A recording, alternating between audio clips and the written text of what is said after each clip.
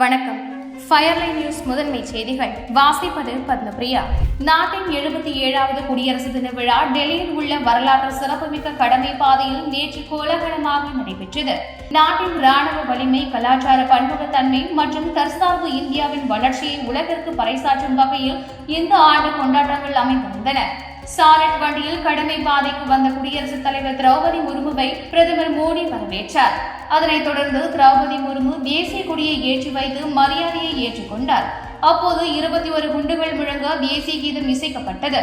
குடியரசு தின விழாவின் முக்கிய கருப்பொருளாக வந்தே மாதரம், 150 ஆண்டுகள் மற்றும் தற்சார்பு இந்தியா ஆகியவை இருந்தன. தேசிய பாடலான வந்தே மாதரம் இயற்றப்பட்டு 150 ஆண்டுகள் நிறைவடைவதை கொண்டாடும் வகையில் பல்வேறு கலை நிகழ்ச்சிகள் மற்றும் அலங்கார ஊர்திகள் வடிவமைக்கப்பட்டிருந்தன. நாட்டின் 17 மாநிலங்கள் மற்றும் 13 அமைச்சகங்களின் அலங்கார ஊர்திகள் கடமை பாதையில் அணிவகுத்து வந்தன. குடியரசு தினத்தை ஒட்டி சென்னை மெரினா கடற்கரையில் உள்ள உழைப்பாளர் சிலை அருகே நடைபெற்ற விழாவில் தமிழ்நாடு ஆளுநர் RN ரவி தேசிய கொடியை ஏற்றி வைத்து அணிவகுப்பு மரியாதையை ஏற்றுக்கொண்டார். அப்போது விமானப்படை ஹெலிகாப்டர் வானிலிருந்து மலர்களை தூவி மரியாதை செலுத்தியது. தேசிய கீதம் இசைக்கப்பட்ட போது ராணுவத்தினர் மற்றும் காவல்துறையினர் கம்பீரமாக மரியாதை செலுத்தினர். அரசின் சாதனைகளை விளக்கும் அலங்கார ஊர்திகள் மற்றும் முப்படையின் நவீன ஆயுதங்களை ஏந்திய வாகனங்கள் அணிவகுத்து வந்தன. அணிவகுப்பு மரியாதைக்கு பின்னர் வீர தீர செயல்களுக்காகவும் சிறந்த சேவைக்காகவும் தேர்ந்தெடுக்கப்பட்டவர்களுக்கு முதலமைச்சர் மு.க. ஸ்டாலின் பதக்கங்களை வழங்கினார். மாணவ மாணவிகளின் கண்கவர் கலை நிகழ்ச்சிகள் மெரினாவை வண்ணமயமாக மாற்றின.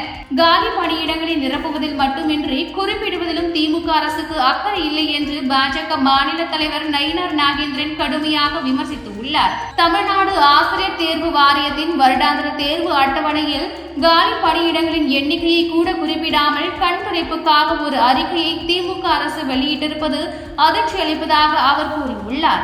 பகுதி நேர ஆசிரியர்களை பணி நிரந்தரம் செய்வதில்லை என 4.5 ஆண்டுகளாக ஆசிரியர்கள் நலனை வதைத்த திமுக அரசு ஆட்சி முடியும் தருவாயில் ஒருபடி மேலே சென்று தேர்வு அட்டவணையை வெளியிடுவதிலேயே மெத்தனமாக செயல்பட்டு உள்ளது என்று நாகேந்திரன் சாடியுள்ளார்.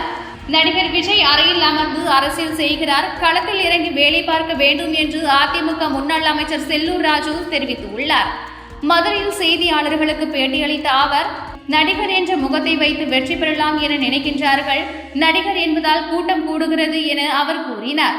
நடிகர் என்ற மாஸ் மட்டுமே எடப்பாடிக்கு இல்லையே தவிர மக்கள் தங்களுக்காக கூடுகிறார்கள் என்றும் செல்லூர் ராஜு குறிப்பிட்டார்.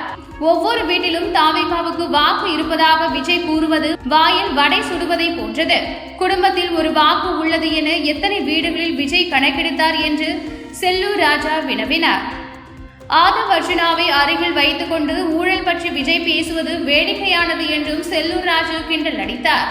T20 உலகக்கோப்பை தொடரிலிருந்து வெளியேற்றும் சர்வதேச கிரிக்கெட் கவுன்சிலின் முடிவை வங்கதேச கிரிக்கெட் வாரியம் அதிகாரப்பூர்வமாக ஏற்றுக்கொண்டுள்ளது.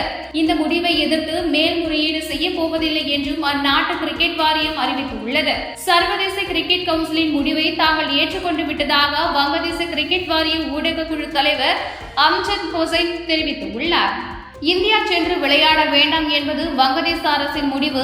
எனவே இந்த விவகாரத்தில் தாங்கள் எந்த ஒரு சட்ட போராட்டத்திலோ அல்லது மேல்முறையீட்டு முறையிலோ ஈடுபட போவதில்லை என்றும் அம்ஜத் ஹொசைன் கூறியிருக்கிறார். அமெரிக்காவை உலுக்கி எடுக்கும் பனி புயலுக்கு 10க்கும் மேற்பட்டோர் உயிரிழந்து விட்டனர். கொடிய குளிர்கால புயல் மற்றும் போலார் வெர்டெக்ஸ் எனப்படும் துருவ சூழல் காரணமாக ஒட்டுமொத்த அமெரிக்க மக்கள் தொகையில் 2/3 பங்கு மக்கள் கடுமையாக பாதிக்கப்பட்டுள்ளனர். சாலைகளில் பனி உறைந்து கிடப்பதால் வாகனங்களை இயக்குவதில் சிக்கல் ஏற்பட்டுள்ளது. இதனால் ஆங்காங்கே விபத்துகளும் நிகழ்ந்து வருகின்றன. கடுமையான காற்று காரணமாக மின் கம்பிகள் அறுந்து விழுந்ததால் லட்சக்கணக்கான வீடுகள் மற்றும் வணிக நிறுவனங்கள் மின்சாரமின்றி இருளில் மூழ்கி உள்ளன. பனி புயல் காரணமாக ஆயிரக்கணக்கான விமானங்கள் ரத்து செய்யப்பட்டுள்ளதால் பயணிகள் விமான நிலையங்களிலேயே தவிக்கும் சூழல் ஏற்பட்டு உள்ளது.